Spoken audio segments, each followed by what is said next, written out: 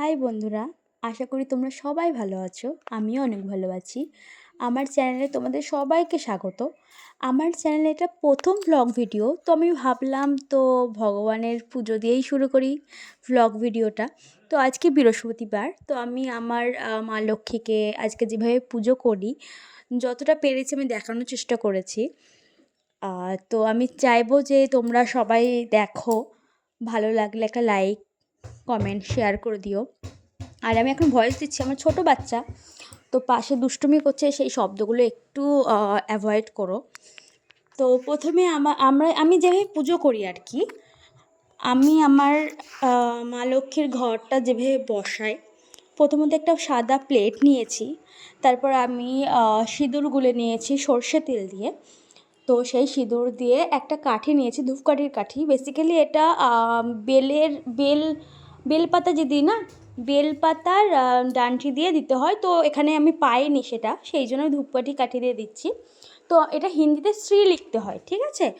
তো প্রথমে গোল করে 5টা ফুলের পাপড়ির মতো করে নিতে হয়, তারপর শ্রী লিখতে হয়। এইভাবেই আমরা ঘট পাতি আর কি। প্রথম থেকে দেখে আসি, ছোটো থেকে এইভাবে মাকে করতে, তো সেইভাবে আমিও শিখেছি আর কি। তো শ্বশুরবাড়িতে যেহেতু আমার শাশুড়ি মা নেই, তো আমাকেই সবটা করতে হয়। তো আমার ওই বাড়ির নিয়মেই আমি এই বাড়িতে পুজো করি। তো আমি প্রথমত সব জায়গায় শ্রী লিখে দিলাম, তারপর ঘট বসালাম, ঘটে জল ভর্তি জল দিলাম, ঘটে সিঁদুরের ফোঁটা দিলাম, তারপর পিতলের যে আম পাতা হয় সেটা দিলাম, তো তাতেও সিঁদুরের ফোঁটা দিলাম, সুপারি দিয়ে সুপারিতে সিঁদুরের ফোঁটা দিলাম। তারপর সুপারির সাথে এবার আমাদের না 5টা কড়ি দিতে হয়।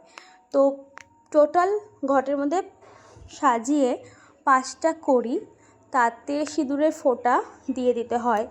তো সিঁদুরের ফোঁটা দেওয়ার পর তারপর আমরা দুব্য ঘাস দিই, 5টা দুব্য ঘাস দিয়ে দিতে হয়।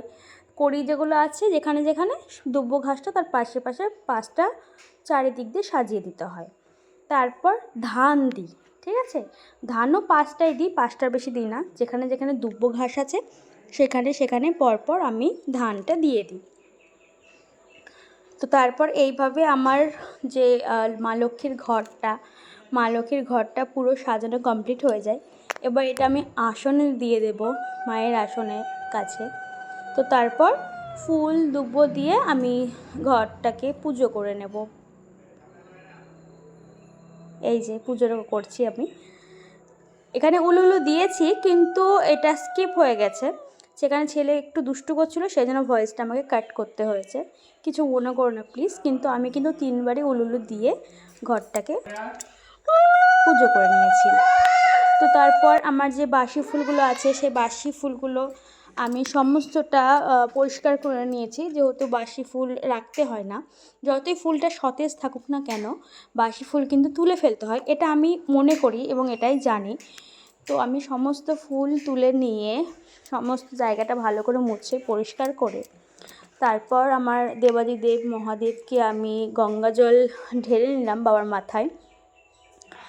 গঙ্গা জল ঢালার পর বাবাকে আমি বাবার প্রিয় ফুল মাকে একটু মুছিয়ে দিলাম। আজকে বৃহস্পতিবার, আজকে সময় হলো না মাকে স্নান করানো, আগামীকালের ভ্লগে দেখাবো মার সাজসজ্জা।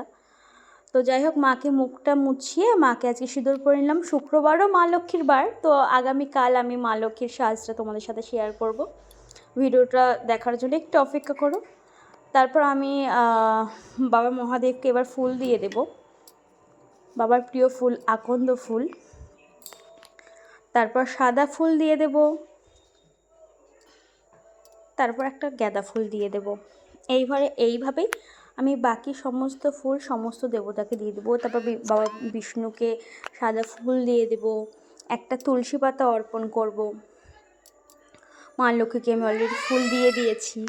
এই যে ভয়েস করছি, এখনও ছেলে ডাকছে, একটু অ্যাভয়েড করো প্লিজ। তারপর সমস্তটা আমি ফুল দিয়ে আমার সিংহাসনটা আমি সাজিয়ে নেব। তারপর সাজিয়ে নিয়ে এবার আমি আমার ভগবানদের, আমার বাবা মাদের আমি খেতে দেব। তো আমি থালা সাজিয়ে নিয়েছি, তাতে আমি তাদের খাবারের জল দিয়ে এলাম। এবার যেহেতু আজকে বৃহস্পতিবার, তো আমাদের নিয়মে না চাল দিতে হয়, কিন্তু চাল আমি পুজো করব, আমিই খেতে পারবো। তো এটা খাওয়া যায়। তো আমি বেশি চাল দিই না, 5টা মিনিমাম দিলেই হয়। তো আমি একটা থালাতে মা লক্ষ্মীর থালা সাজাই, তো 5টা মিনিমাম চাল আমি ধুয়ে দিয়ে দিই।